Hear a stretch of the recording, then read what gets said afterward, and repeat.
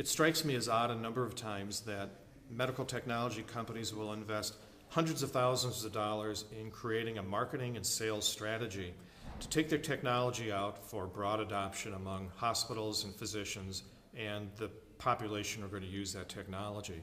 But in U.S. healthcare, what is really unique is that the people who use the technology often are not the ones paying for it. And in U.S. healthcare, it's paid usually either by Medicare for people over 65 or the under 65 population. And before either Medicare or private insurers will cover a technology, you really need to figure out how to market these technologies for coverage in a way that meets all the key, salient, important points that are important for a health plan organization to figure covering. And that's different than the messaging that you do to sell a product to a physician or a hospital organization. Payers look again at how this technology is going to be used in the marketplace. They'll apply cost-effectiveness analyses to these. They need to understand that you're marketing it in a way that meets the consistency for which the clinical trials were designed, and hopefully physicians will use it and patients use it only for the purposes for which it was specifically indicated.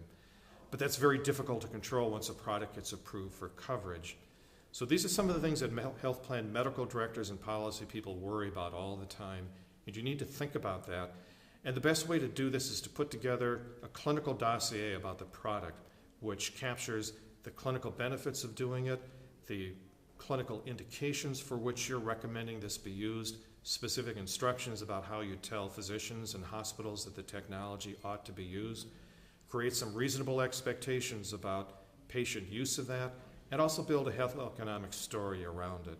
Because health plans and medical directors are evaluating new technologies every day, and you really need to put the information together in a very clear, concise, systematic way that reaches all the key decision points that a health plan medical director might have in order to get this covered.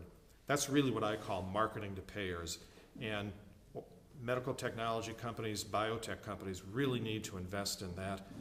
Not as much as they do in a marketing and sales strategy, but you need to think about this very differently and distinctively at multiple points in the product life cycle.